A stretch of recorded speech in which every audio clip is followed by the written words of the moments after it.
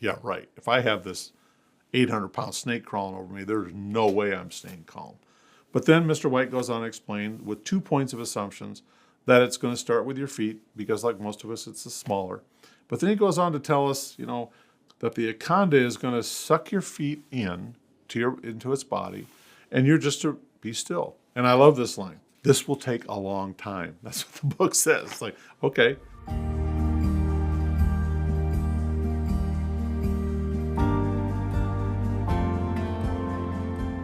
So I want to tell you a little story. I was in Omaha a couple weeks ago at a partner summit, our affiliation with Carson Partners, and they introduced and announced that Burt White is going to be their chief, what is his title? He's going to be managing partner and chief strategy officer. That is an awesome hire, and I am so incredibly excited about it. And I really find myself having a sense of calm, even with all the volatility that's going on in the market, just knowing I now have access again to a person of Burt's wisdom. He is a great storyteller and just has the ability to make the complex very, very simple and memorable. So as soon as they made the announcement, I immediately flashed back to the first time I heard Mr. White tell a story, and it was right in the 2007-2008 housing bubble time. I was 20 years in the business, somewhat of a seasoned advisor, but it felt like the world was ending, and he just brought calm because he had us refocus on what our responsibility is as advisors. But he tells this story. It's called How to Survive an Anaconda Attack. And I feel a little guilty. I'm not really plagiarizing his story. I hope he is honored by me retelling it. While I was doing a little back research on that story, I think he retold it again in 2020, February, which would be perfect timing. Again, everybody senses this big catastrophe, and what do I do? And so he kind of starts it off from what I'm going to retell it the best way I can from what I remember. So he graduated from high school. His family throws this big party, like we all do, and a neighbor shows up, and this neighbor gives him a book.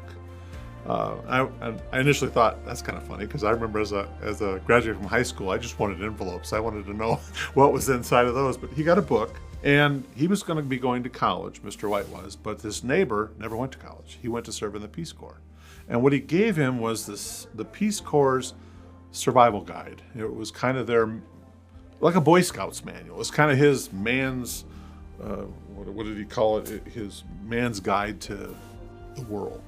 And anyway, in there, it's like a Scouts manual, how to rub 2 sticks together to start a fire. How that if you broke your leg, you can use vines to give yourself a splint. How to build an igloo, that was in there. But his favorite was on page 114. Just the title alone was like, wow, what's this going to be about? So he starts telling this story about, you're out in the bush, you're doing God's work, and your day's winding down, and you're walking back to your tent. And just imagine if all of a sudden out of the tree, this 800-pound, 38-foot anaconda drops right in front of you. Your first natural instinct is to run, right? And I kind of remember back to the old bear story. If I'm going to survive a bear attack, I don't have to outrun the bear. I just got to outrun the person that's behind me. But your first logical reaction is, I need to run.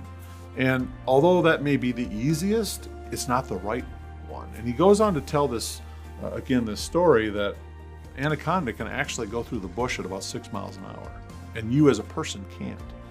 Well, they're an ambush predator, so if they can get you ambushed and get you running, they're going to trip you up, they're going to wrap you up, they're going to squeeze you till you can't breathe anymore, and then ultimately swallow you whole.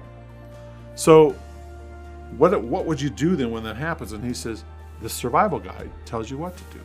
Well, this book, all the other tasks are very factual. It's you break your leg, or you've fallen, you're bleeding, dress it, bandage it, seek help. This one tends to spend a little bit more time on what are you feeling. So the guide, what would you do if that happens? You go to the book, and he kind of goes through and he reads it word for word, what the guide's telling you to do. And as you're listening to it, you're thinking, this is the stupidest thing, because there's no way I would do this. So the book goes, and he starts out by saying, although it provides some humor, he's correlating it to the markets. Of course, he's talking to us as a group of advisors. And what your inclination is that when the markets go through these periods of time is to run. And again, he says, not the easiest. It's probably the easiest, but not the wisest. So here's what the book says. The first thing you're supposed to do is lay immediately on the ground. And you stop and you think, yeah, right, I'm going to let this, because the snake is going to crawl all over you. And the snake is trying to sense who you are, what you are. If you're laying flat, they can't get under you. They're just going to assess you. The next thing that the book says, and I found this a little bit humorous, is that, it's going to start by sucking you in through your feet once it realizes that you're not going to get away. My first reaction is, why not my head? Well, as the book goes on to explain, your shoulders are wider than your feet, and it's probably going to want to start with your feet like humans and work its way up to the porterhouse in the middle and then have a little dessert at the end. But one of the funniest parts of the book is where it says, stay calm, slow your breathing. I'm like, yeah, right. If I have this 800-pound snake crawling over me, there's no way I'm staying calm. But then Mr. White goes on to explain with 2 points of assumptions that it's going to start with your feet, because like most of us, it's the smaller. But then he goes on to tell us, that the anaconda is going to suck your feet into its body, and you're just to be still. And I love this line. This will take a long time. That's what the book says. It's like, okay, it's making me a little bit more humor. But after the anaconda is going to have, after all, it's going to have to swallow me whole. But once it gets around almost to your waist, you're supposed to find your happy place, read a book, whatever, wait till this thing is sucking you in.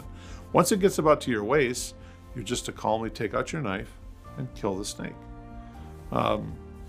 Slide it down like a skirt, get up, walk back to camp, and relax in your tent with a can of pork and beans. But the key is you got to have a knife. That's the key to the whole story. So then, this is where Mr. White's just an amazing storyteller. So now he goes back and says, okay, now I'm going to retell the story, but every time I say anaconda, I'm going to flip it with a bear market. And anytime I use the word you, I'm going to insert your money. So then he rereads the story, and basically this is what it sounds like. If attacked by a bear market, do not run. The bear market is faster than your money.